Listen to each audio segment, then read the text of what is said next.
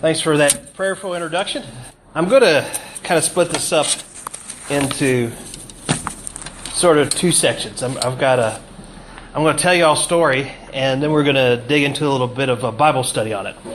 So I've been working on a lesson I started on this a few weeks ago, on LASHON HARA.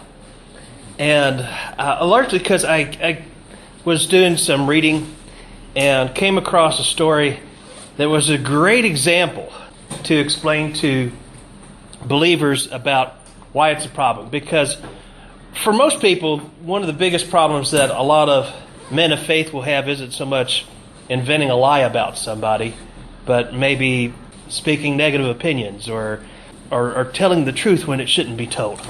And not that there aren't people who don't stumble and just invent lies.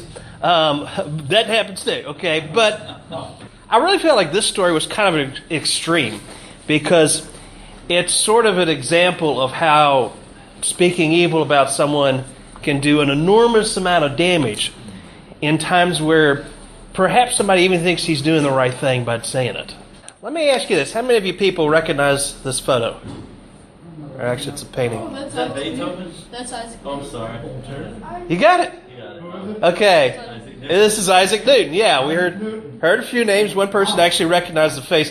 But all of you recognized the name, didn't you? Yeah. Okay. Y'all knew this was somebody old. This is a few centuries ago, right? I mean, this ain't exactly a modern hairstyle. Okay. And when I found this, I kind of thought this was a great picture because not only was there a photo to go with it, but there's a joke to go with it, which kind of fits in with my theme. Now, this has a joke to it that some people are going to argue shouldn't be said, and I'm going to talk about why maybe it shouldn't in a moment, but first I'm going to tell the joke. It says here, for every male action, there is a female overreaction. Now, So you got that off the internet? yeah, right. I got this off the internet. Now, I don't think that's exactly what Newton said. I think it was more like for every action there's an equal and opposite reaction. That's what he said, yes. He didn't say it the way it was printed on here, although if he did, that might explain why he never got married. That is, you're right about that. Yeah, that makes sense. One of the justifications sometimes people tell us that, or may have for speaking evil, is that, well, it's funny. Sometimes, I guess a joke like this, you could sort of make a case for saying this is inappropriate, and you could sometimes make a case for saying it's not. Okay, because somebody might make the argument for saying, well, if it's wrong to say something evil about a specific person, then it's got to be worse to say something bad about an entire gender, right? But does this really say something bad about an entire gender or not? No, it's just, What do y'all think? it's just a joke you found off the internet. Well, Kind of, yeah. kind of, yeah. Why do you say kind of, yeah? The way he looked, not by saying he's evil, he Instead looked of, kind of well, it serious. says man does one action, and then it says that the female is overreacting instead of just reaction. Instead of having a female reaction, which what it could have said, it says there's a female overreaction. Yeah. I guess you're right. So that makes it sound like more that the man is just doing something normal, or the woman's not doing something normal in response. Well, I think the reason we laugh at it is because we do see an element of truth in it anyway, right? I mean, I would not be making a controversial statement if I were to say women are more emotional than men, right? I mean, that would not be a controversial statement to make. Now, that's not necessarily a bad thing or a good thing. In fact, one of the reasons men like women is because they're more emotional than us. This is one of the things that creates this sense of attraction. That could be true in a way, because like an overreaction in the female counterparts, it'd be more like, well,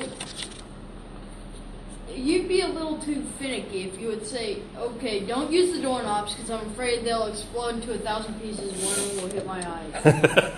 That's a little overreacting. But that actually reminds me of a funny joke I heard this female comedian tell not too long ago. She said, I kind of overreacted things because if a man doesn't open the door for me, I start thinking, oh no, he has no respect for women.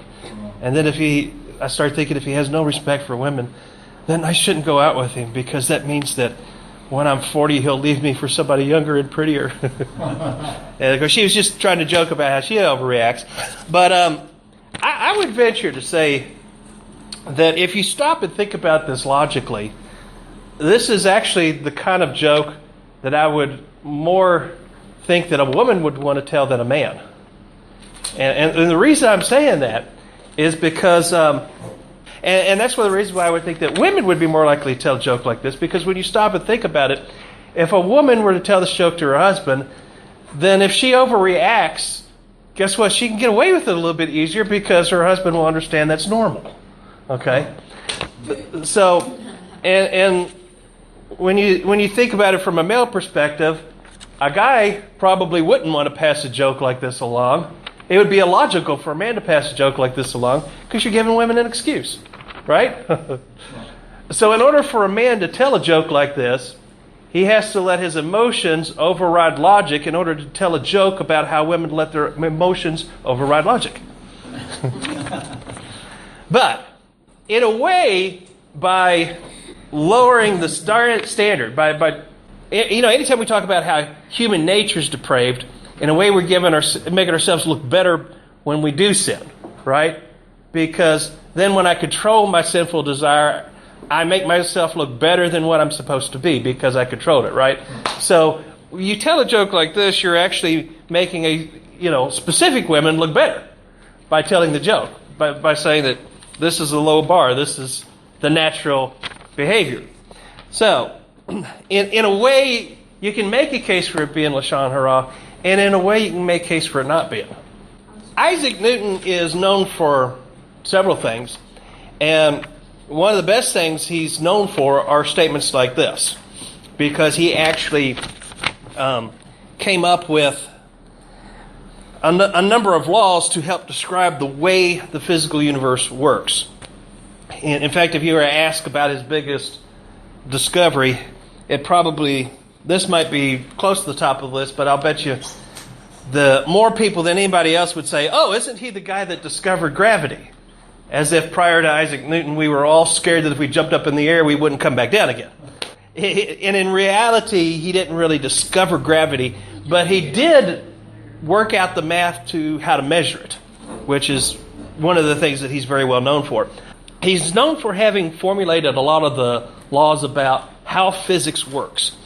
He did a lot of work on how light works. He did a lot of work about how motion works. He's also very well known for his mathematical discoveries. He is actually the person who, I guess the best word to say is that he discovered calculus.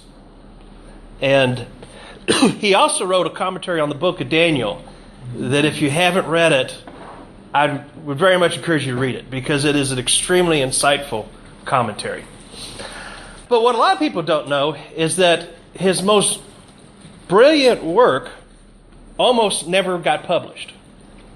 His brilliance as a scientist was very evident to people very early. In fact, Newton, even before he finished college, he made his first mathematical discovery. He actually formulated the binomial theorem before he graduated from college.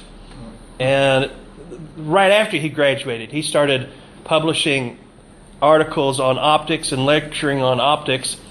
And people recognized that his work had an awful lot of brilliance to it. But he also developed one person who was a bit of a critic.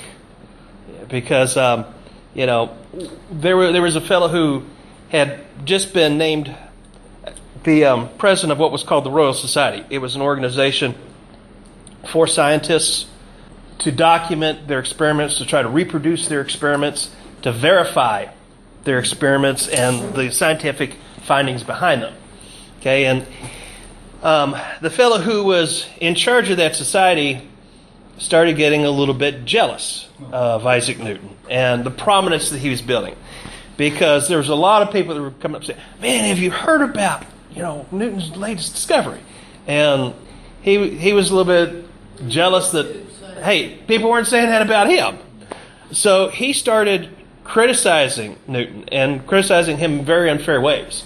So like Newton, is he 20 or in his early 20s now? Yeah, Newton was in his early 20s about this time. And the other fellow was a little bit older. I think he's about maybe, I want to say 8 years older than Newton. He had already established his career when Newton just started his. And of course, people were already talking about this brand new guy, new kid on the block, in big ways, and they were talking about him, who'd been around for a while. And he started criticizing very unfairly, saying, you know, your comments really aren't anything new. All of the experiments you've done, I did them the year before. This is really no big deal. But most people could see through the criticism. I mean, the average person could tell that this was not fair and impartial criticism that was going on. But a lot of times when critics launch into their criticism, they never really realize how bad they make themselves look in the process. And the reason for it is because nobody really wants to walk up to somebody and say, man, you need to cut that out. Your selfish nature will often stop you from doing that. Because if you walk up to somebody and say, man, you need to stop that, well, what's likely to happen? Probably the guy who's criticizing the fellow over here is going to start criticizing you. And now you're his next target. So that selfish desire not to be someone's next target when they're launching what's obviously unfair criticism, more often than not stops people from doing that. And in his case, he was in a position in which he was verifying everybody's experiments. So he could ruin somebody's career if he wanted to. You know, because he was the guy that was in charge of validating everybody's findings in England. So yeah, so he was somebody you really did not want to make upset at you. So Newton was kind of like, he was making all this criticism. Nobody was arguing against it, and Newton was kind of like all alone. And he was actually kind of sensitive to that kind of criticism. Now, he published a lot of his findings on optics before the criticism started. And a lot of the work that he did on mechanics, he published, and he knew that his experiments were sound and that there was no way anybody could shoot holes through them. And he still got criticized for it. And his biggest critic even tried to claim credit for having discovered parts of his findings about gravity and say, hey, I discovered that first. But Newton was kind of scared to talk about calculus. And the reason being is that calculus, he had worked out the basic theories of calculus.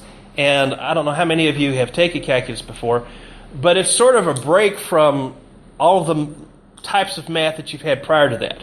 Because up until calculus, you deal with finite measurements of things. And in calculus, you begin calculating infinity. And nobody had even thought about taking one equation and dividing it by another and dividing infinity by infinity because, you know, people would say, well, you can't divide infinity by infinity. We can't even quantify it. We can't measure it. But Newton figured out a way to divide infinity by infinity and get an answer. Isn't that just one, though? No. It's more complicated than that. Some infinities are bigger than others. Okay. Well, it's complicated. You'll find out later on in life. But he figured out a way to take 2 points infinitely close to each other and figure out a way to see how fast they're changing. In calculus, we even add up an infinite number of infinitely small areas to get an answer. But the ideal of dealing with the concept of infinity through math stretches the mind so much when you compare it to everything you do up until that you can understand why it would be real easy to shoot holes through those theories. And he just, you know, some of the resistance we just heard here in the audience was kind of like, hey, wait a minute, how can you do that? Well, you got to stretch your mind a little bit to think about it. But calculus does work, even though we're dealing in an area that up until that time, the human mind hasn't really thought of it before. And he was pretty scared to be the first guy to go out on a limb and publicly talk about how to quantify infinity. And so he let that fear keep him from saying anything about it and publishing anything on it. Until one day where he was talking to a fellow professor that he knew. There was a fellow by the name of Gottfried Leibniz who taught at a college in France. And he was a friend of Isaac Newton's. And they were getting into a conversation about astronomy. And Newton was trying to explain something that he had observed. And Leibniz asked him, "How do you know that?" And when he asked Newton to prove it, Newton realized, I can't prove to him what I just said is true without explaining calculus to him first. And he figured, okay, Leibniz is a smart guy. I think he'll understand this. He said, he's not like this other guy that wants to criticize me all the time. He's a smart guy. He'll understand this. So he started explaining to him the basic theories that he'd been working on in calculus. And Leibniz not only understood it, but he was very intrigued by it. And he started thinking a lot about this.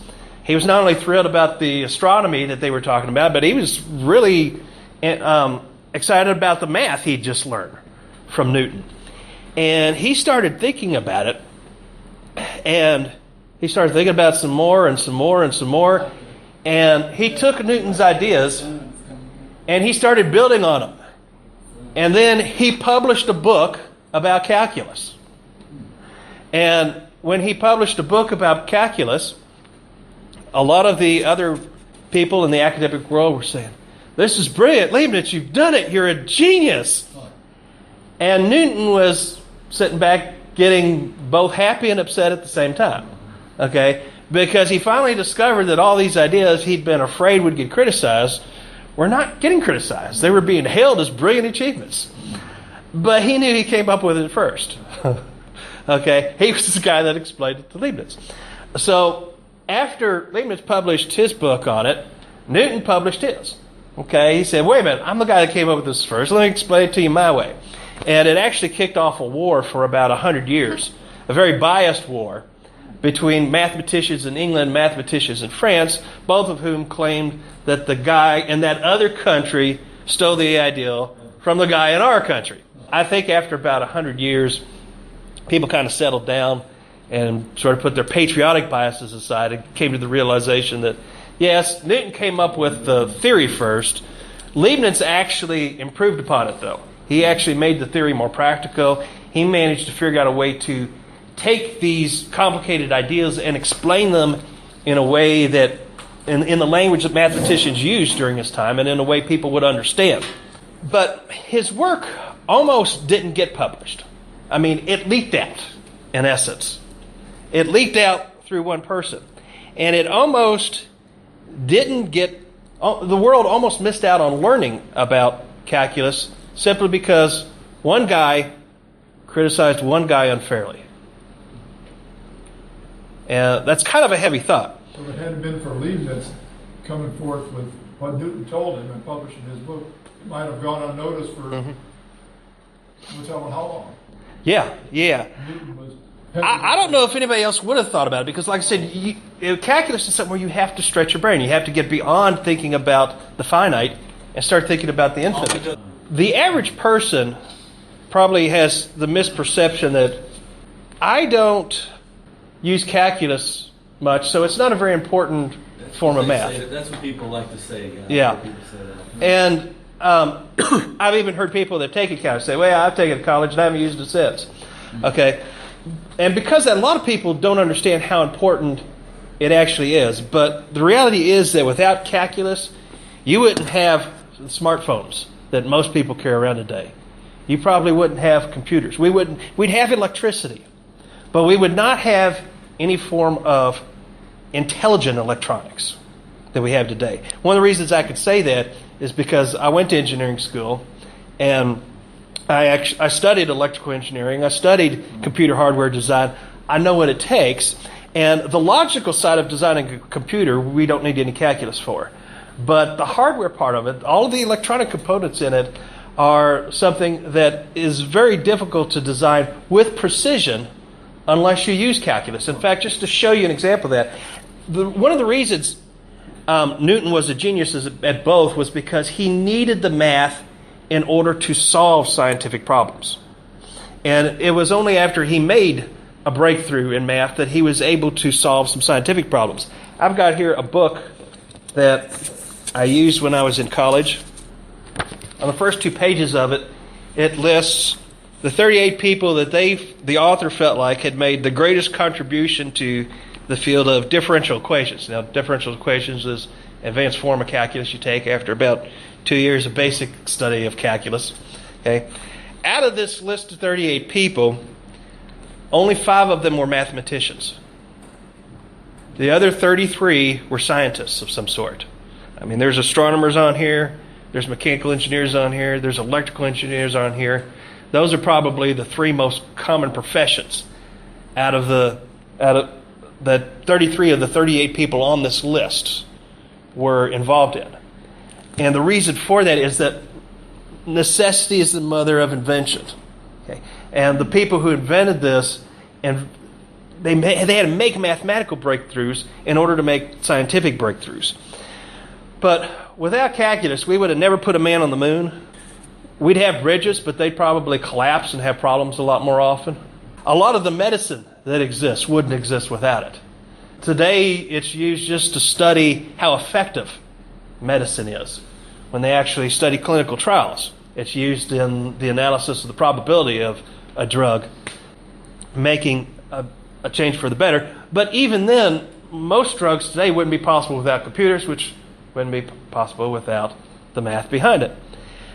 And just to give you an idea of the impact of this, in 1900, the average life expectancy was 47. Just a few years ago, it was calculated to be 78. So the average life expectancy has gone up 31 years. And the biggest chunk of it is due to the fact that we have made great advancements in our understanding of medical science. Now, if I were to tell you that because of calculus, more people are going to enter the kingdom of God, that might sound like a strange statement to you. Okay? But when you stop and think about the chain of events, because of calculus, we have medicine that we wouldn't have without it. Because of medicine, people live longer. How many people are there that would have died after the age of 47 and before the age of 78? That between those 2 ages, repented, came into the kingdom, okay? And because they lived longer, they actually had that moment where they realized they need God and come into the kingdom because of it, who would have died, had they died at the age of 47, wouldn't have. That's interesting. Now, there's a couple of lessons to learn out of that. And one of them is that you don't have to be in ministry to be in ministry. I mean, a lot of times, a lot of people have the misperception that, if they feel an urge to go do something, some people think, well, I don't want to go off and do this worldly thing because I want to see more people come into the kingdom. Maybe I'm wasting my life by going off and doing this secular profession. Well, you don't know how many lives what you're doing might save. A lot of times God does call people to do something that seems very worldly, that in reality is going to have an impact on the kingdom. For some people, it's just making money, because some people just have a gift to go out and make money and give it to the advancement of the kingdom.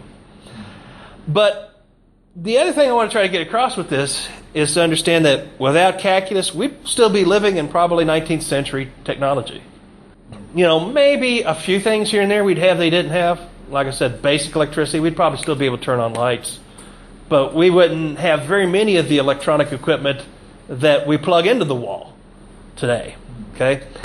Amish people might not even exist. They'd just be considered normal people. But can you imagine trying to stand before God and be that guy that almost stopped this from happening?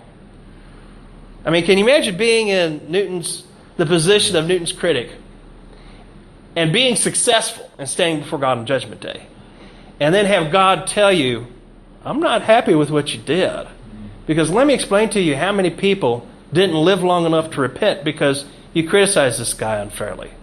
Let me explain to you how people would have been living in the lap of luxury and driving automated vehicles that you can't even imagine right now that had to ride horses because you criticized this guy unfairly. That wouldn't be a great position to be in. Now, we can understand that the lost are be punished for that behavior. Granted, if you come to God and you repent of your sins, that there's forgiveness for that kind of behavior. But that doesn't mean that there isn't going to be some sort of loss or reward. Okay, because how would God treat someone who's, he's been forgiven. Okay, he's going to be allowed into the kingdom, but it still says in the Bible that there's going to be some people that are going to be, in charge of 10 cities, other people in charge of 30. He probably ain't going to be the guy that's in charge of the 30. Okay? But there were some things that, because of criticism, Newton never published. He had some theological writings that he did not allow to be published until after he died. And we don't know if we got all of those writings or not. Because he died without, actually telling someone, publish this, this, and this, but, he also did a lot of research on chemistry that never published a word on.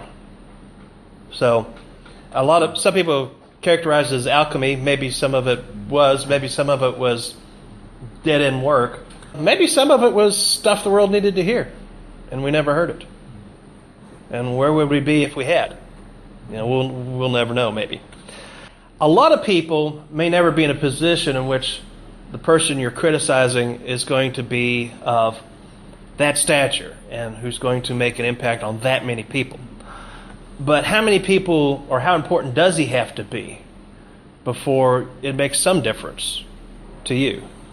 Okay, because if you make one guy out to be a really evil person, and because one person thinks, ooh, this guy's really detestable, well, that could, if it's a man of faith that you're saying this about, and an unbeliever decides, I don't want his faith because he's such a bad guy.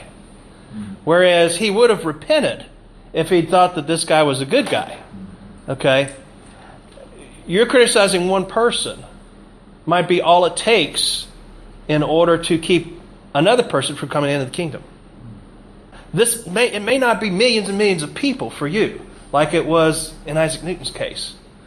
But if it's one person that doesn't come into the kingdom, simply because one other person was criticized unfairly, then we still got something to answer for. I had the unpleasant experience once of being in an organization where we had to remove someone from a ministry position. And we had to make a decision, well, what are we going to say about this person publicly? And one of the things I decided to say was, I felt like there was a verse that was coming to my mind about that. And I thought, no, I think we should minimize this and say as little as possible. The reason being that he's probably going to go off and do a different ministry, And also I said that, the Apostle Paul once said that he didn't really care if the gospel was preached for the right reasons or for the wrong reasons. The only thing he cared about was that it was being preached. Right? And that's one of the reasons I said, let's not try to destroy this guy, because what we should just do is rejoice about the fact that the gospel is getting out there. Let him do his thing. The congregation he's in can do their thing. Okay? We'll just let it go and say as little as possible about it and minimize what gets said publicly about it. But there are some guidelines that the scriptures give us about when we can and can't say bad things about people. Obviously, there's times where you have to say something bad about somebody. I mean, if one person murders another person, you actually have a duty to go to the police and say, hey, this guy killed this guy, if you're a witness, right? Okay, so there's times you have to speak up and about it. And that's kind of what I wanted to go through. Is I've got a handout here. I want to go through some of these verses. Would someone like to read the first one that's on here, Leviticus 19:16? You should not go about as a talebearer among your people, nor should you take things like your neighbor. Okay, yeah. And in the version that I got out here, it says, do not go about as a reveler. The Hebrew word here is rakil, among your people. and do not stand against the blood of your neighbor. Now, those are two parallel statements. And so there's actually a connection being made here. There's two things I want to talk about.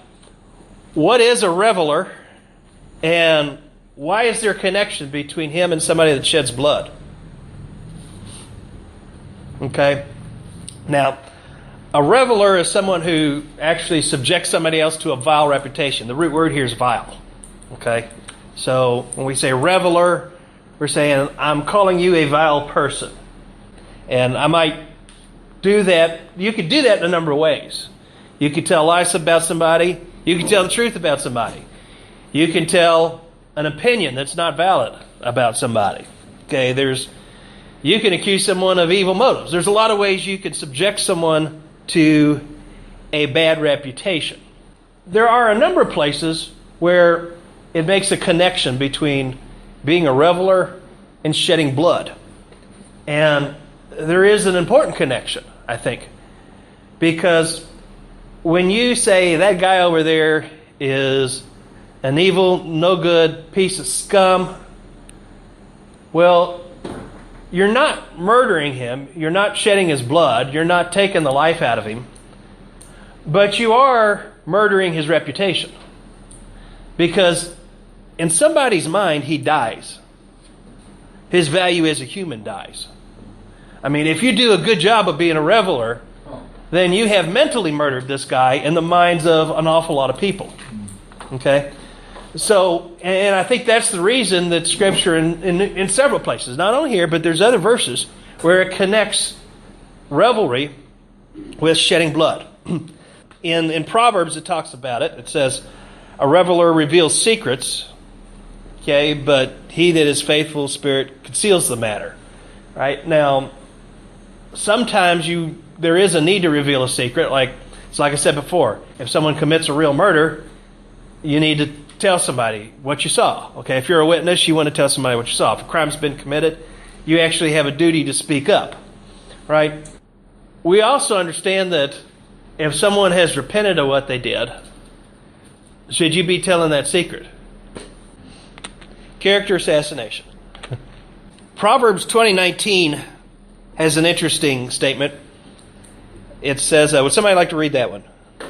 Okay, a reveler reveals secrets, but he that is, that's probably, you just did that. He that goes about as a reveler reveals secrets, therefore meddle not with him that flatters with his lips. Okay, so this is actually a warning on how to recognize someone who's a reveler. Someone who does a lot of flattery is somebody to be wary about. I mean, if someone is, giving you compliments you don't deserve, okay, he might, when he gets mad, do exactly the opposite and make bad statements about you that you don't deserve. If he'll give you compliments you don't deserve, then maybe he'll give you say bad things about you that you don't deserve. Yeah. But the people that you want to trust with secrets are going to be the people that you know are sincere. I mean, someone who uses a lot of flattery, they may seem like somebody you can trust more than the average person, right? Because they like you more than the average person, or at least it seems that way.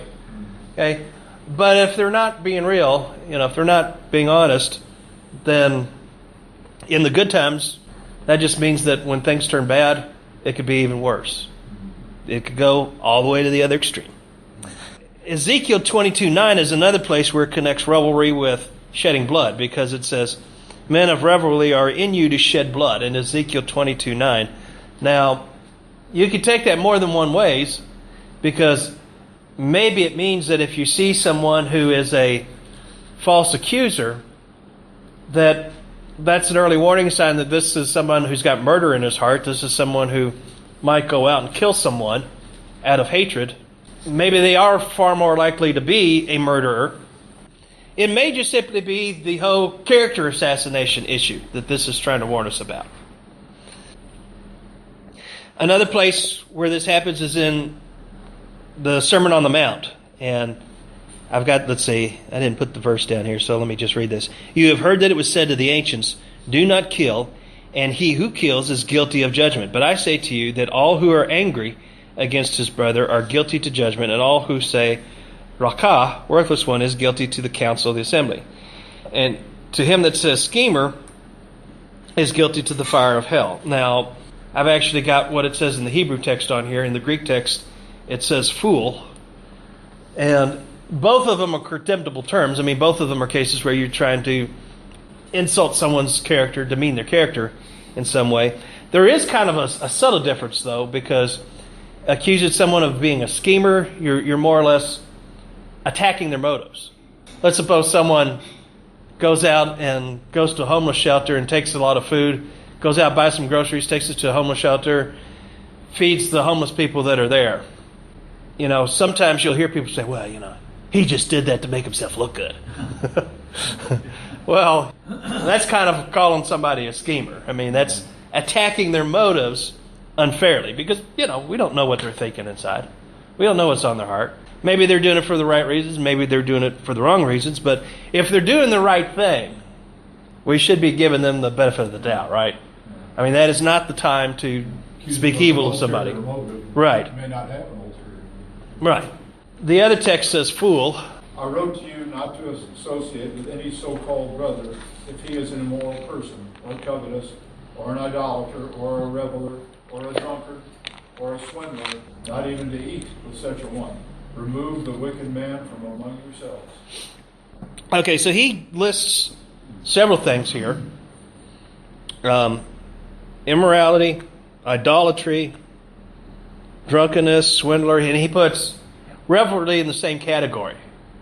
Okay, now, I mean, he's listed some of the worst sins you could think of. And he's putting revelry in the same category as some of the worst sins you could think of. Right? I mean, some people think it's no big deal. And one of the reasons some people think revelry is no big deal is because they do it all the time. And they do it every day. And they insult people just for the fun of it. Some people do it just for entertainment. The ego in us wants to feel like I'm better than the next guy. Okay? And because they want to feel better than the next guy, they insult the next guy. So that they can, you know, convince themselves that they're better than this next person that they're talking to.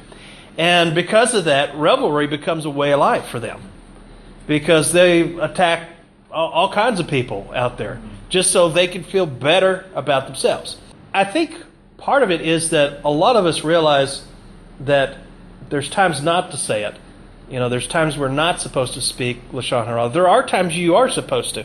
And a lot of times when people feel like, oh, okay, it's okay to say it right now, and it's okay to say it because everybody's saying it, well, they want to jump in because they feel like, oh, I don't have to control my, you know, they've got this natural ego problem that makes them want to, you know, say bad things. And sometimes bad things do need to be discussed, okay? But they kind of, at that point, let the restraint down, you know, and go into it. And you're always going to have people who insult other people as long as you have an ego problem going on.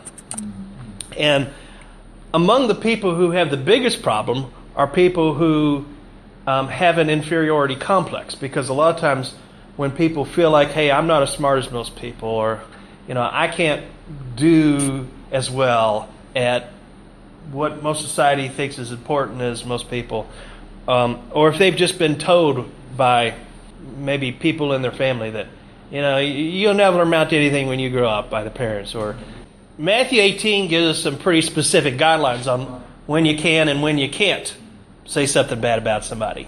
If your brother sins against you, go and show him his fault, just between the two of you. If he listens to you, you have won your brother over. But if he will not listen, take one or two others along, so that every matter may be established by testimony of two or three witnesses. If he refuses to listen to them, tell it to the church. And if he refuses to listen to the church, treat him as you would a pagan or a tax collector. Now, that's so clear cut, I don't even have to comment on it, do I? Please do. That's, hey, you know. Yeah. Usually, can I just... Yeah, go ahead. My experience is, you can have all kinds of people out there, and gossip has been going on, and you didn't even know. People might have been talking about you for months or weeks.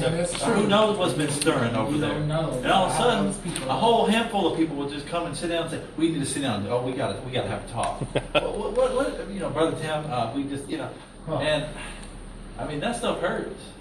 When they do that, and then what about the part where it says that he sins against you, just between the two of you, go and have one-on-one? Right. That hurt. Right. That really hurt. That's right. That's You get right. in front of a group of people, and they all come and say stuff, whether it's true or not. Yeah, I think the biggest problem here is not understanding what this is saying. It's people putting it in practice. Proverbs, there's a place in chapter 10 and 11 of Proverbs where it calls LASHON HARA foolish.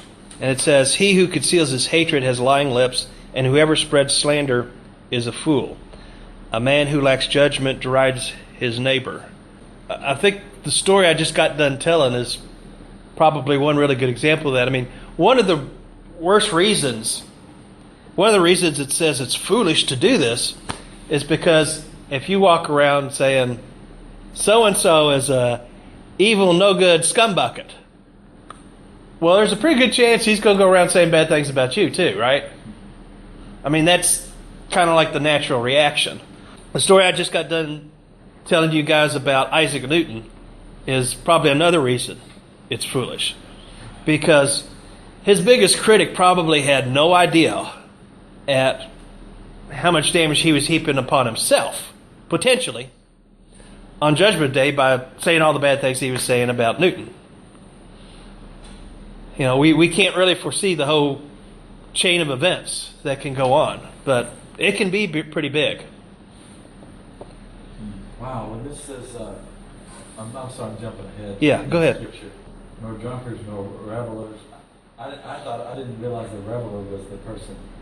So I learned what that means. Yeah. It's with your tongue and things, what you're speaking, talking about others. Yeah, you want to go ahead and read that one? Don't read the whole thing. Okay. Well, I wanted to ask you right here about Matthew 18. Yeah. That the first part it says, if your brother sins against you. See, I've had some people get into talks about whether or not that means. Some people have said, oh, if you see somebody that's doing something wrong, you need to go tell them. Uh-huh. You need to go tell them. And I says, well, is it if they're doing it to you, or is it if you just see someone, in the church that's over there doing something, you may not even know them. They may not even know your name. You walk over. I think the same principle basically applies. Because the part of the purpose to this, I think, is to give people a chance to repent in quiet. It's like I said before. I said that you never know how by assassinating someone's character, you make him an ineffective witness, and because of that, who knows how many people won't get saved because of that. I mean, by going to him in private first, you can bury the action. You can, prevent the long-term damage. I mean, you can't take back whatever damage he did to that one person, but the damage that what he did does to the body of believers in general by making us look like God doesn't make a difference in our lives when he does is big. So I think that the whole principle of trying to work it out in quiet first applies no matter what. Be not deceived, neither fornicators, nor idolaters, nor adulterers, nor effeminate, nor abusers of themselves with mankind, nor thieves, nor covetous, nor drunkards, nor revelers, nor extortioners shall inherit the kingdom of God. So, again, another place where that's listed in the same breath as a lot of other sins that are pretty bad. What's interesting here is a lot of times when people are committing revelry, they're talking about people doing these sins. Did you know what so-and-so did? Why, did you see how drunk he got last weekend? Well, here you go. You're putting yourself in the same category as him. Don't even realize it. And then the next scripture you got, that's a good one. Talking about, people that do us evil and stuff, people that are trying to hurt us and stuff. And then it says, being reviled, we bless. Yeah. When they say things. And bless them. That can be hard to Bless them, yeah. so somebody insults you. What's the natural man want to do? You know that. Yeah, you want to fight him back. Say something back. And a lot of times you feel justified, right? Yeah. Because, maybe he's done the same thing. Mm-hmm. But I mean, We're even. what's the word say to do? Bless them, do good. Yeah. Love them. And sometimes we got to remember that there's actually suppressing that natural reaction really requires keeping the bigger picture in place. We're trying to fight evil. You can't fight evil by being evil. You have to fight evil with goodness. So when people are engaging in revelry, what are they doing? They've got an awful lot of faith in the power of darkness, because they really believe that the power of darkness is the way to achieve their goal. And we've got to show them that the power of love is more powerful. It's funny, Doc just noticed something that vile is like the root word of that word revile. Yes. It's something really bad or evil. Yeah. Like people that rejoice in doing evil. I think it's something pleasurable. Yeah, that's kind of like what you're talking about. Revile, which is vile. Anybody want to read the next one in Jude?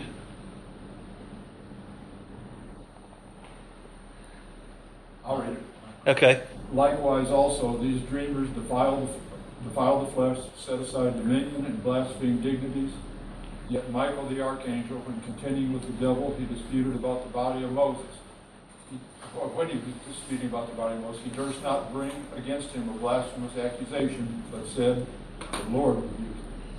Okay, now the word blaspheme just simply means to speak evil. A lot of people think it means you're speaking evil against God, but God does not have to be the subject of the sentence. He criticizes a group of people by saying they blaspheme dignities. Well, we understand it's wrong to, in an awful lot of ways, to blaspheme, your next door neighbor, except with the exceptions of what we'd already talked about. I mean, yes, there's times where you have to do that, like go to him and talk about it, or go to the police or whatever. But why do you think he signals out dignities? People in high positions. Because maybe they have problems with authority, or they don't like President Obama or something. Yeah. Well, would Isaac Newton be a dignity? Was he a dignitary? Was he? Yeah, I'd say so. I mean, he wasn't necessarily he actually was in a government position, but that was later in his life. Becoming a man of note. Yeah, he actually did get elected to Parliament, I think, and he was in charge of the Royal Mint for a while, but that was like later in his life. Yeah, I saw this. And I think one of the reasons that it singles out speaking evil against dignitaries is because they're in a position to have a big impact on our lives, right?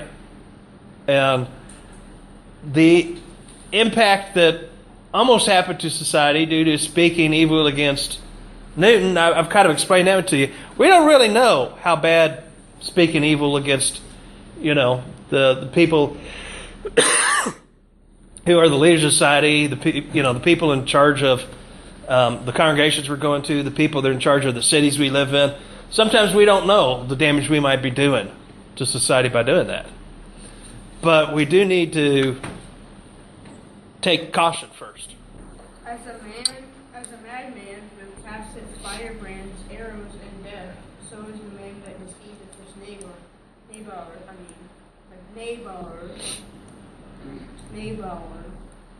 And said, I was only joking. Okay, now this is actually talking about deceit, and sometimes LASHON HARA can be deceitful, and sometimes it's not. Okay, sometimes it can involve the truth. But I just kind of bring this up to sort of say that just because it's funny doesn't mean that's justification to say it. Well, I guess you could say that, Saturday Night Live when they do the phony news, everything on there is not true. Okay, it's all a joke. It's like, well, wouldn't it be funny if, it's more like, wouldn't it be funny if this happened? Is kind of the thing. But because we do joke about this kind of stuff, sometimes people try to use the joking nature to justify when they're really trying to be deceptive. You know what I'm saying? Like, the purpose of what they're doing is not to joke. The purpose of what they're doing actually is to be deceptive.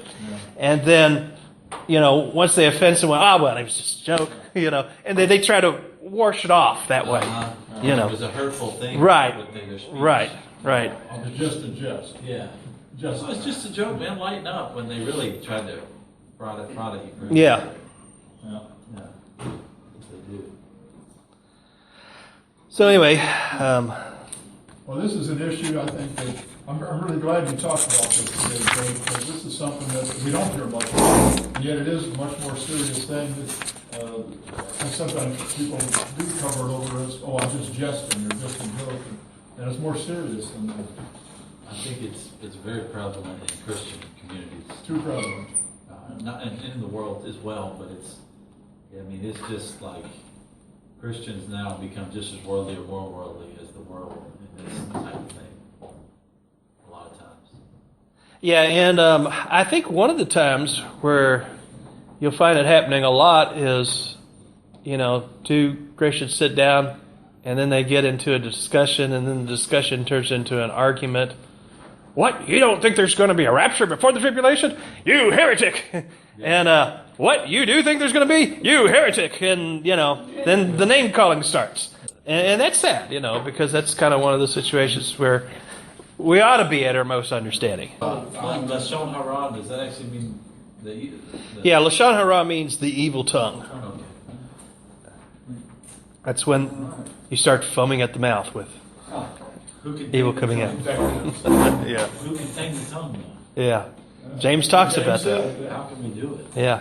That's what I want to know is how can we not do that? Well, very few people are going to go through life without, slipping up on this from time to time. I would venture to say it's one of the easiest things to slip up on. And one of the reasons it's one of the easiest things to slip up on is because there are times stuff needs to be said. It's not, a lot of times it's a matter of just knowing the right time and place to say it. And Okay, so a reviler is a serious offensive Yeah. person. And sometimes we may write it off, saying, oh, this needs to be said, when really it maybe doesn't need to be said. sometimes people just don't assess the triviality of something enough. And if something is important enough to talk about it, it's probably important enough to go to that person and talk about it. Well, that's all I got. So, Appreciate that. click below to subscribe to my channel. And don't forget to visit my website at www.messiahalive.net. That's www.messiahalive.net.